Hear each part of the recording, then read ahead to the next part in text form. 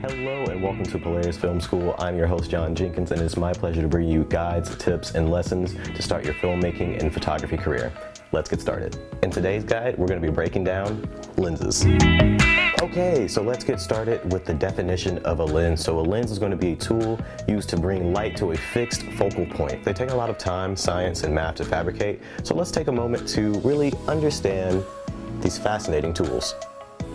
So we're going to start by going over the anatomy of a lens, so what they're made of and how they work. Okay, so the first part of the lens that we're going to talk about today is going to be the lens caps. There's going to be two lens caps, one at the front and one at the back. And together they protect the lens and lens mount from dust, damage, and debris. Lenses are typically constructed of either plastic or metal, and they have very specifically cut pieces of glass inside of them. These pieces of glass are called elements. And when these elements are positioned together, they form groups. So you may have multiple groups made of multiple elements in just one lens. These elements and groups can have certain hues or tinges to them. They can be warm or cool or neutral. These elements and groups collect the light and shape it into a very specific point at the back of the lens.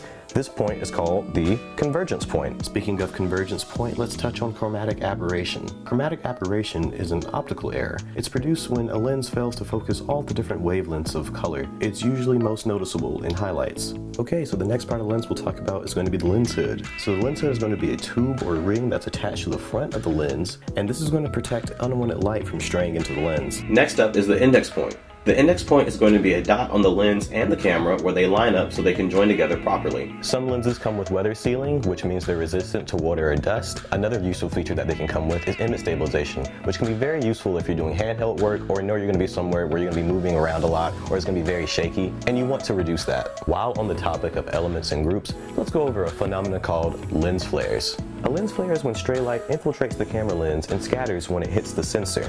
Different lenses will have different qualities to their lens flares. For example, anamorphic lenses will have very stretched out and horizontal lens flares, while mine, you can see, are a little bit more, let's say, interesting shaped. One very important part of a lens that we haven't touched on yet is the aperture ring. The aperture ring in your camera is a mechanism that changes the amount of light that is let through. It's controlled by a number of blades that form what is called the diaphragm. As you get to larger f-stops, the diaphragm shrinks and then expands as you get to lower f-stops. As I open up to this lens's maximum aperture of f1.2, you can see that the diaphragm is fully open and very large now, letting in a lot more light.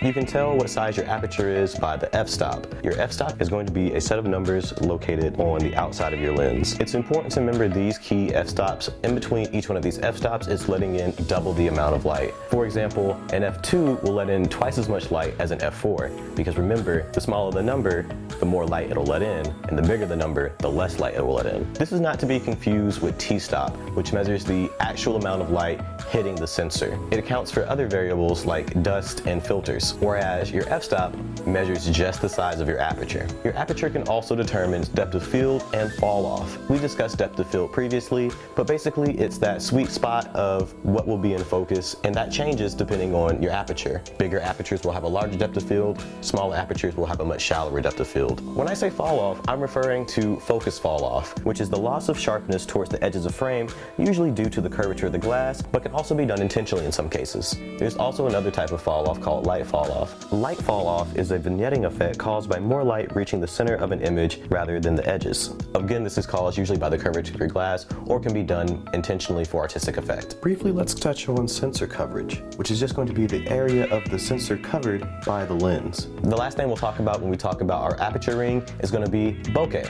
Bokeh is a Japanese word that refers to the visual qualities of the out of focus areas in a photograph or image. The easiest way to get a gauge of what your bokeh will look like is pointing your camera at some string lights and making it out of focus. Different lenses will have different bokeh because of the shape of their diaphragm. Speaking of out of focus areas, the next part we're going to talk about on the lens is going to be the focus ring. So the focus ring is going to be a ring on your camera that will change the focus of your camera. It does this by rotating different elements or groups inside of the lens. Focus breathing is going to be the slight or not so slight movement as you change the focus in your image from one thing to another. Notice how the frame moves a little bit as we focus on something far away to closer to us. That movement is focus breathing. The next part of our lens that we're going to be talking about is one that not every lens has, and that's going to be the zoom ring. The zoom ring is going to be a ring on the lens that allows you to change the focal length on your lens. Focal length is going to be the distance between your convergence point and your camera sensor. So remember when we were talking about convergence point and how all the light collects at the back of the lens? The distance between that point and the actual sensor, that's going to be your focal length. So when something says it's 55 millimeters, it means that the convergence point is literally 55 millimeters from your sensor. Focal length is important because different focal lengths will cover a different amount of the scene, and that in return will create different feelings and emotions from your image. Different focal lengths will also have different compression. Compression is a visual effect associated with telephoto lenses, where the background appears closer to the foreground than they are in real life. So notice how if I use my longer lenses, those trees in the background really start to pull forward, as opposed to when I use my wider lenses, and now those trees are a lot more accurate to where they were in real life. This again can have different emotional effects on your image. If you want your image to feel very real and grounded, maybe you'll want to use more realistic focal lens. If you want something to feel very dreamy or romantic, maybe you want to use telephoto long lenses to really compress that image. Okay, so the last part of the camera body we'll talk about is going to be the lens mount. Lens mount is very important because it's how your camera connects to your lens. So you want that connection to be very strong, very tight, very secure. Lenses can either be dumb or smart, referring to if they are allowed to communicate with your camera body. If your lens can communicate with your camera, you can access different features like autofocus or image stabilization, whereas if you have a dumb lens, you might have to rely on manual focus or other compromises. Although it's worth noting that dumb lenses can typically be a lot cheaper. You also want to make sure that your lens mount also matches your camera mount. This is very important because if you buy a Canon EF mount for a Sony camera, it's not going to work. Lens mounts come in a variety of different flavors like Canon EF, RELPL, or Fuji X mount. Lens mounts are usually pretty clearly defined on the packaging in some way, so make sure to check your lens mounts before buying or renting. Now that we talked about the different parts of a lens, let's go over the different types. The first two types of lenses we'll talk about are wide and telephoto. A wide lens is going to allow you to capture more of the scene, but struggle with distortion. It's also worth noting that they're not super flattering, so they're maybe not the best for portraits. The second type of lens is telephoto. Telephoto lenses bring your subject closer to you, but they show less of the scene. They also tend to let in less light because of longer body and higher focal length. They come in three varieties: short telephoto lenses, which are 85mm to 135mm, medium telephoto at 135mm to 300mm, and super telephoto, which are 300mm and above. At these higher focal lengths, they'll tend to be heavier, bulkier, and more expensive, but will give you super flattering images with nice compression. The next type of lenses that we'll talk about are zoom lenses and prime lenses. The key difference between these two is prime lenses have a fixed focal length, and zoom lenses can change focal length.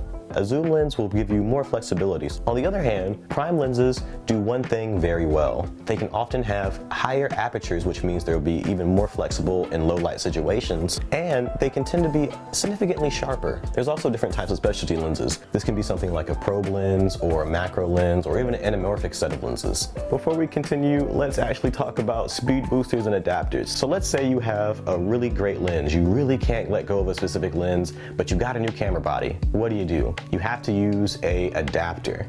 These exist and vary in price, from pretty affordable to the speed booster. A speed booster is going to do a couple of things. Number one, it can act as a lens adapter. Very useful. Number two, it's going to reduce your focal length of your lens. This will have a couple of different effects. Number one, it'll be able to let in more light because you're physically lowering that focal length, which means you're bringing that convergence point closer to your sensor and losing less light in between. Number two, as they shorten that focal length, they'll be able to expand the sensor coverage. So that's going to mean that you're going to be able to use your smaller format lenses on a larger format camera and not lose any information, not have any vignetting, not have any of those bad side effects. Okay, so now that we talked about the anatomy of a lens and the different types of lenses, let's go over what you should look for when you're trying to buy a lens. First thing to take note of is the body and the handling of your lens. Does it feel heavy? Does it feel well made? Are the rings smooth or are they tight? Does it have weather sealing? What material is it made out of? Does it have image stabilization? And most importantly, what's the lens mount so I can make sure it fits my camera? You're also going to want to consider the speed of your lens. When we say speed, we're just talking about how much light can get through the lens. The more light, the faster the lens is. The less light, the slower the lens is. When inspecting a lens's speed, you're going to want to pay close attention to aperture and focus qualities. Is there a lot of focus breathing? How's the fall off? Bokeh. And lens flares. Does the lens have a particular tint or hue to it? Is it cool or warm? You're also going to want to look at focal length. Focal length will be very important because if you're using it for something like sports, you might want something longer with image stabilization built in, whereas if you're shooting something large and up close, you might want to use a shorter focal length. It's also important to know any specialties you might have. Do you need a macro or pro lens? And think about why you're actually using the lens. Don't just buy a lens because everyone else has it or it's very useful to some people, because they might be using it for a completely different reason than you. All in all, lenses vary in price and these qualities can affect that greatly. So it's important to do research and read lots of reviews. Okay, that was a lot, but I think we covered everything we needed to today. Thanks so much for spending some time at Polaris Film School. I hope you learned a lot. Make sure to leave a like if you like the content. If you think I missed something, make sure to drop it in the comments below and subscribe for more content just like this in the future. Thanks and have a great day.